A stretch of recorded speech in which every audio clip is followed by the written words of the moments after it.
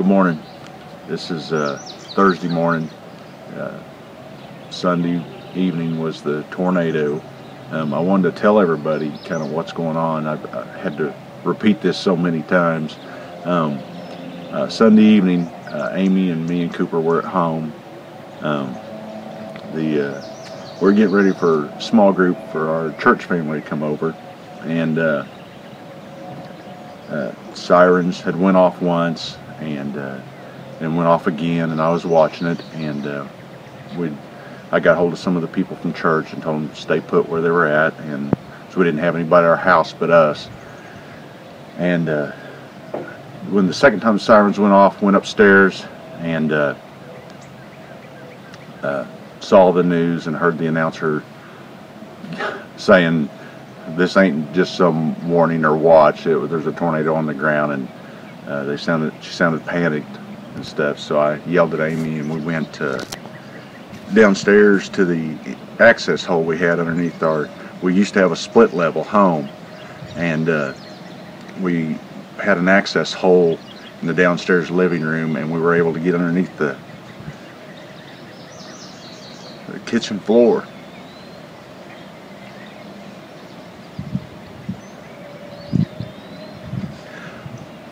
We got Amy and Cooper under there and kicked the dog under there, and as I closed the closet door behind us, where the access hole was, glass started breaking upstairs.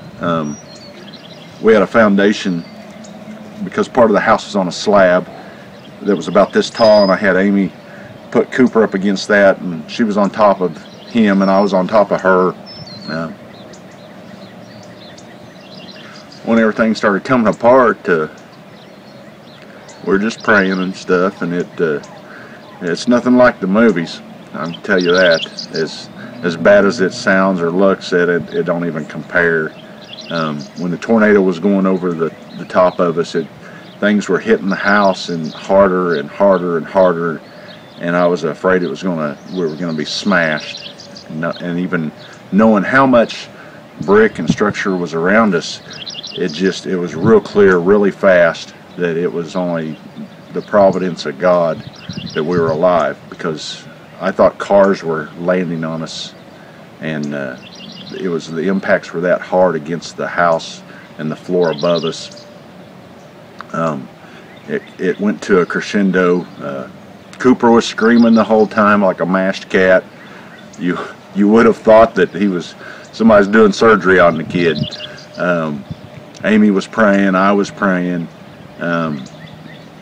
Cooper, of course, you had to scream to be heard, and I told Cooper, I said, "It's okay, Daddy's here," and he stopped screaming. All he would do was go, "It's okay, it's okay, it's okay," and it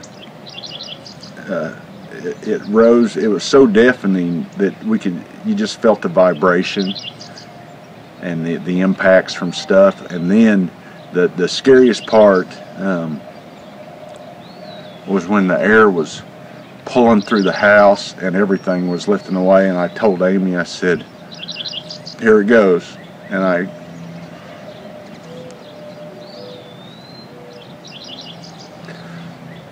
grabbed her and Coop as hard as I could.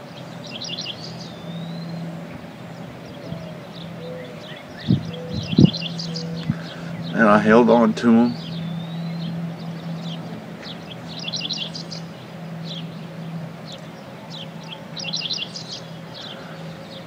And I asked God to take us all, or don't take any of us.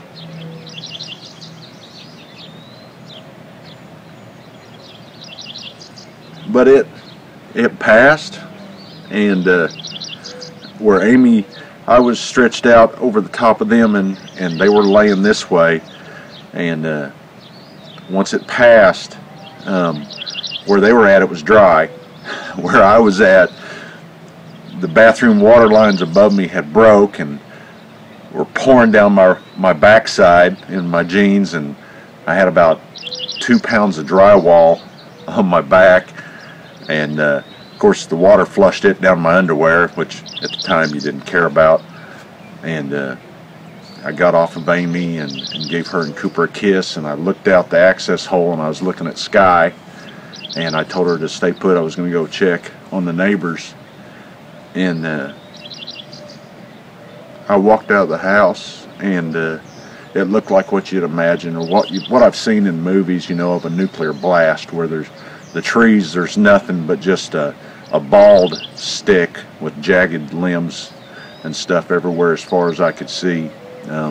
My house had the most structure standing, which I had part of my front wall, part of the back wall of the house, the brick facing was still standing, and then the downstairs living room where we went in through the access hole, there was parts of that wall still standing. There was part of the upstairs floor was still over that area, and it was quiet there. And I went outside, and outside, as soon as and it's weird because there's no roof on the house, and you think it's just as noisy there as it is outside.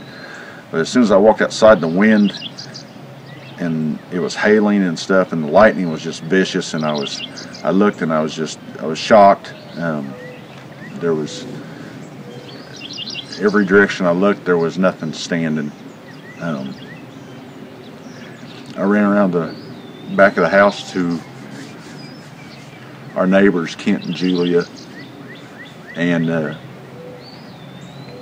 their house was gone down to the foundation, and I screamed for them and yelled until I sounded like a little girl whispering, and I couldn't hear anything, and I thought they were gone, and I ran back inside and went back down the access hole with Amy and Cooper, and I was just weeping. I told Amy, I said, I think all of our neighbors are dead.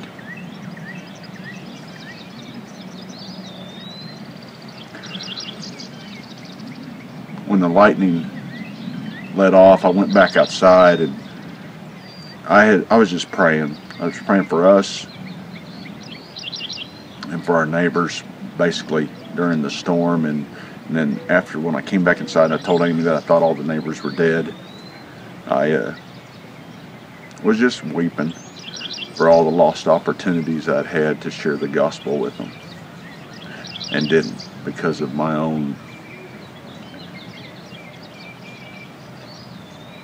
selfish comfort and just wanting to avoid anything that was uncomfortable, I guess, which sounds kind of strange if you know me. But I went back outside and into the street and was screaming, asking if there's anybody could hear my voice yell. And across the street, the Greens, a couple houses down across the street, they were yelling, and they were alive in their bathroom. And I asked them if they needed any help getting out, and they said no, he was fine. They'd be able to get out okay. And I asked them if the lady next door to the north of them was home, and they said yeah, they thought she was. And there was one closet standing up above the rubble and surrounded by bricks around the base, and she was in there, and I was able to help her get out. And then Barbara, the lady on the corner,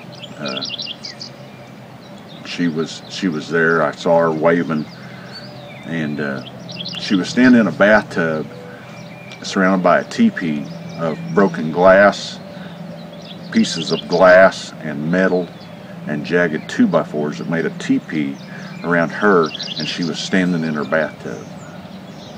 And I tore it apart and I helped her get out, and she asked me if the Fosters, Kent and Julia, were if they got out, and I said no, I think they're dead.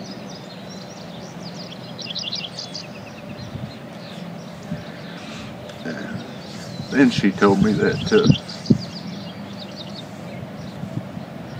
they had a basement. So I turned around and I ran back over there and yelled down into the mess and the rubble and stuff, and I heard Julia yell back at me and told me to go back to the house where there was a vent hole, and saw a flag waving, and went back there and saw them, Kent and Julia, and Kate, their daughter, who's engaged to be married. And I tried to enlarge the access hole as reinforced concrete. It was not a good thing. I tried to jack up the floor, and they were afraid I was going to cave the floor in on them because all the dust and debris and stuff falling. So I stopped, and Kent's dad showed up and was able to stay with them. And I went back to Lauren, or not Lauren, but Amy and Cooper. And Brandon showed up. He came running from about 3/4 of a mile away.